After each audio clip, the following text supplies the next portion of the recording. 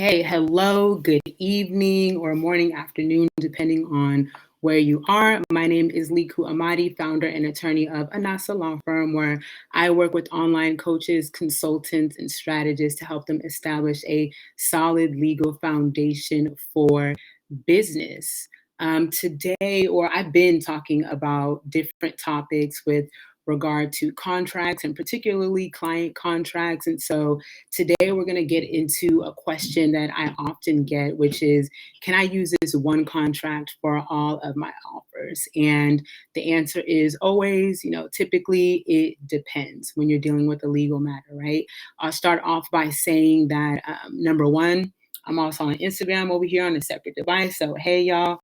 I'm over here on my laptop. So we got the tech going. And then number two, I am a licensed attorney. However, this is not legal advice. This is legal information for educational purposes only. If you need legal advice, you need to engage with an attorney so you can have your specific needs met. So the information and education I'm going to provide tonight is just a framework to get you thinking like, do I need multiple contracts, or is my one contract enough for the services or the packages that I have in my offer suite? So I have three things that we should consider, which are number one, the nature of your services, number two, the structure of your services, and then number three, the tech stack that you are using when you're delivering your contracts to clients. So first, number one is the nature of your services. And what I mean when I say the nature of your services is, for example, the different levels, right? So often we have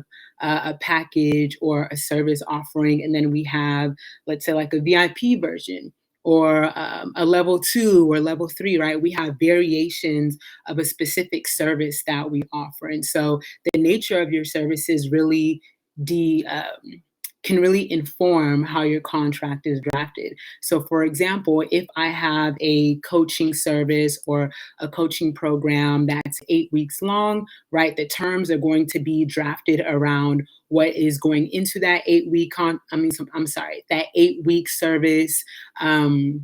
What is required of you as a client, right? The delivery that I'm going to give to you, any terms and conditions, all around that 8 week service, right? And if we have the same service that you're delivering, let's say an accelerated version where you're doing it in maybe 5 weeks instead of 8 weeks, then that might look a little bit different depending on how you are now condensing the accelerated version to match the 8 week, right? So if that requires, let's say, someone doing some pre-work, right, or anything that is required for you to get started to deliver that 5 weeks instead of it being 8, right? Does that mean more meetings and less time? Does that mean less meetings, right? What is going on with the structure there? So that could inform how you would draft the terms and conditions as to that accelerated service. And then depending on how much different the accelerated versus the regular version are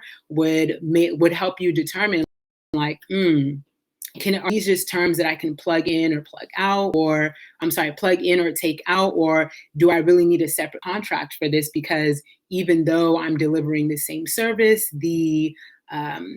the condensed version is just a different structure, right? The nature of the services are different. So this is the same thing if you're offering, let's say, some type of one-on-one service, and then you offer, let's say, for level one, unlimited access to you via email. And then for level two, that also includes like Boxer access, right? How much are the terms and conditions around that communication policy changing, right? Because then it comes to the level of communication people have with you, whatever else is included in the package, right? How much different is it? And is it so different that it would make sense to put it in a separate contract there and you have two contracts, right? So the nature of your services is number one. Again, it really depends on how you are describing your services and what those different service levels are. Number two is the structure of your services. And so when I say structure, I mean how you have designed the services that you're going to deliver, right? So the structure meaning, let's say, one-on-one VIP day, working with people in a group setting, whether it's going to be like an online or hybrid type of situation, the structure really matters because, again, like a VIP day would be designed very differently than your standard, let's say, 4-week engagement, right? A VIP day would be more time sensitive, and there will probably be, like I said in the previous example, like requirements for someone to do some homework or pre work beforehand, right? Versus getting something delivered, like, or I'm sorry, getting something executed in a 4-week period. So, what is the structure of your services? And the how does that make the services different? A lot of people offer like group coaching or group consulting programs where they can work in a one to many model, right? Do the work one time and serve many people at one time. So, how is that different from your one on one service? Because you could be doing the exact same thing, except instead of working with people one on one, you are working in a group setting. So, how does that make your services different? One thing that I often have to put in for my clients who also have like a group coaching feature are terms around confidentiality, right? Because now you're not only responsible for just the relationship between you and your client, but you're also responsible for the relationship between you, your client, you, your group, and then the group dynamics as well, because that's something that you're curating. So, to that extent, how is it different, right? How much more different is it than the regular one on one scenario? Then those differences need to be reflected in the contract. And if it's so significant, does it need to be another contract, or are these terms that you can swap in and out? Another thing that my clients are doing are also like events, right? Outside is back open. People want to be in person. People want to engage. So, what does that mean when you include events as part of your service offerings or part of, let's say, like a one on one experience where you're doing an event in addition to that, whether it's like a bonus or something separate? How does that relate? And, what new terms and conditions come about? In that scenario, if you are having an event, it's probably wisest to just have a separate terms and conditions because there are different liabilities and just conditions associated with hosting an event for a lot of people.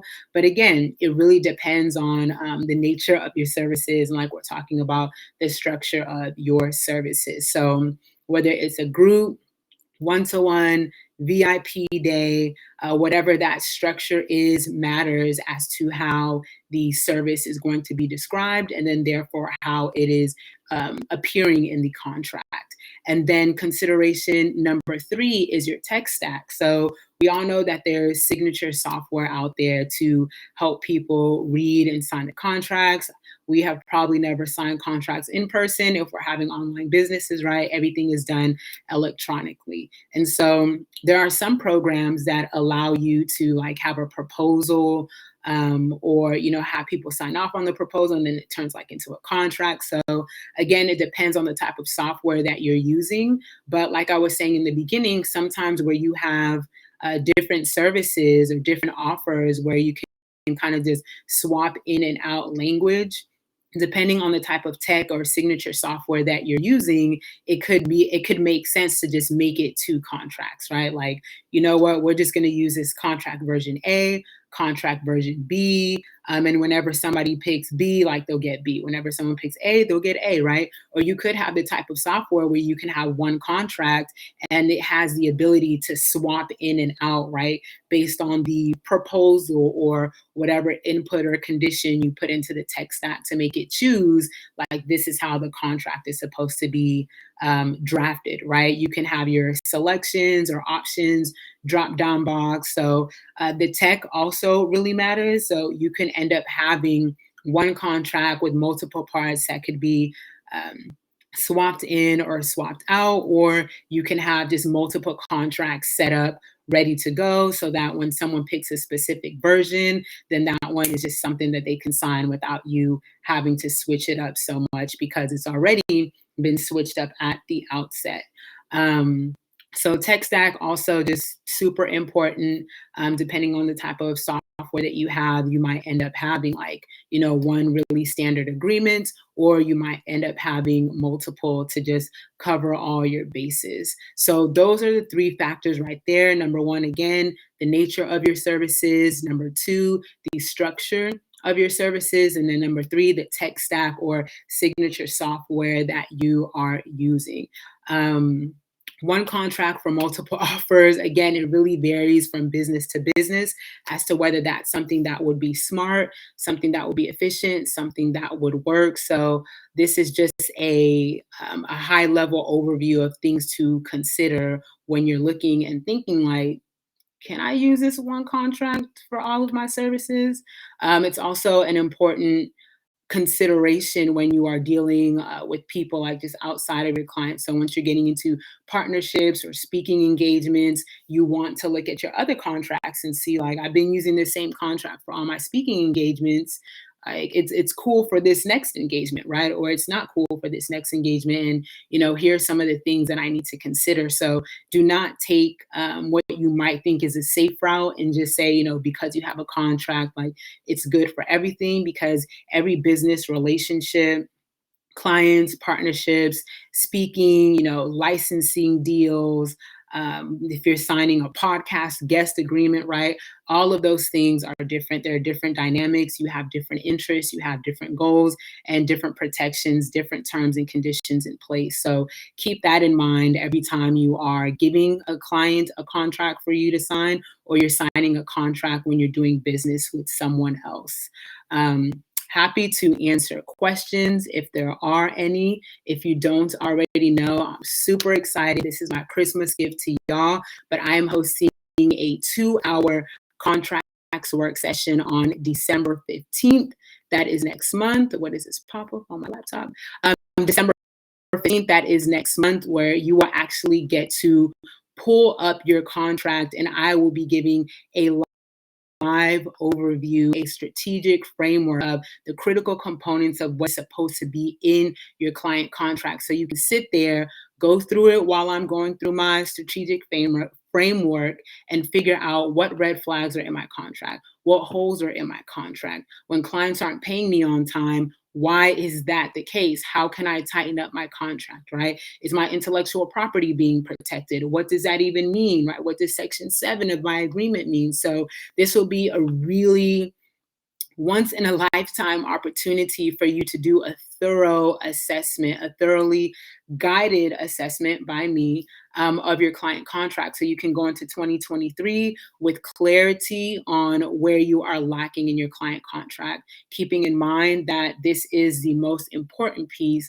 of your client relationships when your clients invest thousands of dollars into your services and are expecting you to deliver that service with an ideal client experience. So if you've been experiencing an uptick and explosive season in business this year, 2022, that is amazing. But with more business comes more risk. So we always want to be proactive as business owners and not reactive, because being reactive is more expensive. Money wise, energy wise, time wise. So definitely register for the contracts work session on December 15th.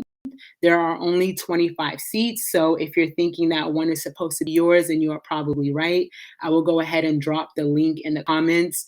A contract review is generally 4 figures when you are working with me. And so this investment is $300, which is a no-brainer for you to finally get clarity on where you are with your client contract. If you have questions, feel free to send me a DM or drop them in the comments. I will be more than happy to answer them. And with that being said, I'm going to give you back the rest of your night or morning, afternoon, or whatever time it is in your world. And I will see you on the next live.